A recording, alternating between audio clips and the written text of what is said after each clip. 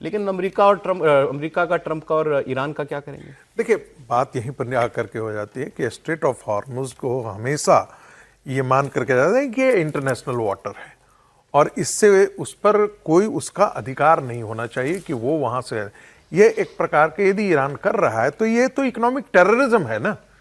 आप इसे economic terrorism कह सकते हैं कि भाई हम तुमको तेल यदि इस रास्ते से गुजारोगे तो यही स्थिति कल मलक्का स्ट्रेट की होगी, बाकी स्ट्रेट में यही हालत होगी। लोग उसके जो नजदीक हैं वो क्या करेंगे, कहेंगे कि ये हमारा क्षेत्र है, इससे हम गुजरने नहीं देंगे। हम $1 पर बैरल, ये सब प्रैक्टिकल बातें हैं? बिल्कुल है। यदि ये कर सकता है वो भाई 14 करोड़ रुपए माने हर जहाज से वसूला जा रहा हो यदि, तो आप सोच लीजिए ना कि उसके 90 बिलियन डॉलर की इकोनॉमी तो ऐसे ही उसको वहां से आ जा रहा होगा जितने जहाज चलते हैं। इसका एक मैथमेटिक्स लोगों ने करके किया तो 90 बिलियन। यही पूछ रहा हूं, बहुत लोग कह रहे हैं वो अपनी सारे जो भी युद्ध में नुकसान हुआ उसकी कमाई करने का यही तरीका बचेगा। युद्ध में नुकसान तुम्हारा किसने किया? अमेरिका ने किया ना, उससे वसूलोगे ना तुम।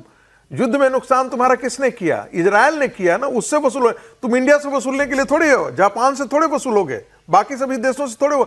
और सबसे बड़ी बात है, इंटरनेशनल वाटर में तुम ये कैसे कर सकते हो? तो दुनिया नहीं होने देगी। नहीं पूछ रहा भाई, मैं कह रहा हूं कल अरब सागर में उसके जहाज, एक चीज आप एक सुने, मान लीजिए कल 2 मिनट के लिए आया है कि जो अरब सागर में यदि आती है जहाज, और भारत की जो है वो कहना शुरू करेंगे हम इस क्षेत्र में दादागिरी करेंगे। आप जो कह रहे हो बिल्कुल सही है इन थियरी। मैं कह रहा हूं क्या ईरान इसको इंप्लीमेंट कर सकता है? मैं पूछ रहा हूं। कतई नहीं कर सकता है। क्या वहां पर जो दूसरे देश हैं जिनके दो तरफ का हिस्सा है ना, वो सारे के सारे देश मान जाएंगे अच्छा ठीक है चलो, ओमान ने कही दिया कि इंटरनेशनल वाटर है, हम कतई नहीं लगाएंगे। ओमान ने बहुत साफ कहा है। दूसरा, उस पर आ जाइए, क्या ये होगा कि जो जहाज निकलेंगे उसमें एक जहाज को कहेगा अच्छा तुम मेरे मित्र हो, तुमको $1 नहीं देना है, दूसरे को देना है? ऐसा भी हो पाएगा क्या? कर सकता है। ऐसा हो पाएगा? अगर होगा तो दुनिया में सीधी तौर पर ईरान विरोधी एक बड़ा खेमा तैयार हो जाएगा। तीसरी महत्वपूर्ण बात, जब ट्रंप ये करेंगे हम दोनों मिलकर ज्वाइंट वेंचर में चलाएंगे, चाइना का जहाज रोक लेगा, अमेरिका कहेगा कि वसूली दो। इन तीनों सिनेरियो को आप देखिए, मुझे कतई नहीं लगता है कि ये लंबे समय तक चल पाएगा। हो सकता है कि इसको एक वो बार्गेन चिप के तौर पर, और जरा ये भी तो समझिए, जिस दिन प्राइमरी और सेकेंडरी सैंक्शन अमेरिका के हट गए तो जो रिबिल्ड करनी इकोनॉमी उसके लिए तो उसके पास ढेर सारे रास्ते हैं, उसके पास आगे भी बहुत सारी खबरें रह गई। सर, एक इंपॉर्टेंट बात नहीं है, स्ट्रेट ऑफ हॉर्मुज के बंद होने से सबसे ज्यादा फायदा किसको हो रहा है? रसिया को हो रहा है। अच्छा ठीक है सर, अब आगे खबर एक बार फिर मैं वो शहबाज शरीफ और पाकिस्तान की भूमिका वाली बात कर रहा हूं क्योंकि उसमें कुछ जानकारी आई है। न्यूयॉर्क टाइम्स और फाइनेंशियल टाइम्स, 2 प्रमुख अखबार हैं अमेरिका के, इन्होंने खबर यह दी है। न्यूयॉर्क टाइम्स ने यह खबर दी है कि जो पोस्ट किया था शहबाज शरीफ ने, जो उसके ऊपर लिखा था prime minister of Pakistan post on x, वो पोस्ट एक्चुअली चेक करके वेट करके ट्रंप ने भिजवाया था कि ये कहो पोस्ट करने के लिए। ये न्यूयॉर्क टाइम्स ने रिपोर्ट किया है।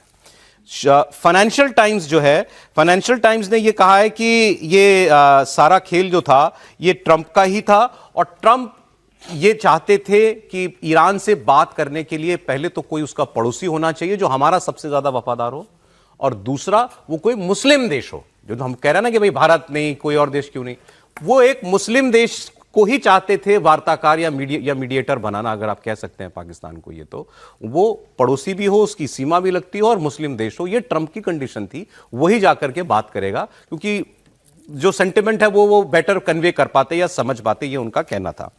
अब इसका लेकिन नतीजा ये हुआ कि पाकिस्तान को मैंने पहले भी कहा कुछ खामख्याली हो गई अपने बारे में। शहबाज शरीफ ने कल पूरी कैबिनेट की मीटिंग बुलाई और कैमरे लगवाए सामने और फिर उन्होंने भाषण देना शुरू किया। तो भाषण में सबसे पहले तो उन्होंने जो थैंक यू भेजा वो सऊदी अरब को भेजा, क्योंकि सऊदी अरब $5 बिलियन देने वाला है इनको। तो कहा कि मेरी सऊदी अरब के शासक से बात हुई है, बादशाह से, और मैंने उनसे कहा कि हम आपका हमेशा ख्याल रखेंगे। उन्होंने कहा हम आपका हमेशा ख्याल रखेंगे।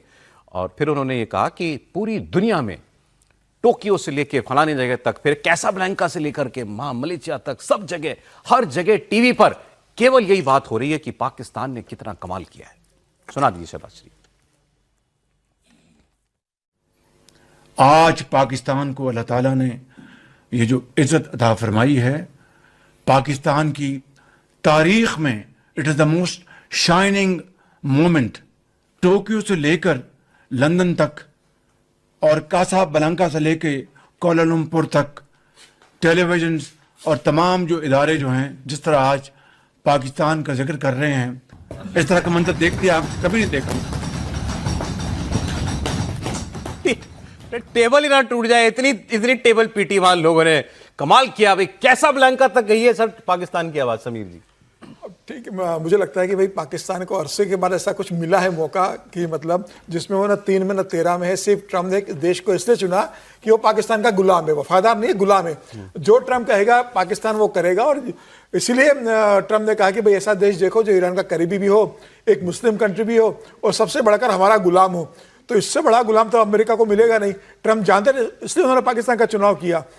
और ये अपने गुलामी में अपने आप की बहुत बड़ी जीत अगर समझ रहे हैं शहबाज शरीफ साहब, जिस तरीके से कैबिनेट को वो संबोधित कर रहे हैं और कैबिनेट में जिस तरह से उनको लेकर तारीफ हो रही है, मेजे थपथपा रहे हैं, जिस तरीके से मीडिया उनको इस समय वहाँ का एक शहंशाह बता रहा है, आसिम मुनीर जिस तरीके से अपना सीना चौड़ा करके चढ़ रहे हैं कि देखिए मैंने क्या कर दिया, मुझे लग रहा है कि ठीक है उन्हें कुछ दिनों की खुशी मिलने का मौका वो बना रहे हैं इस बात को। लेकिन ये भी तय है कि पाकिस्तान की इसमें कोई भूमिका नहीं है।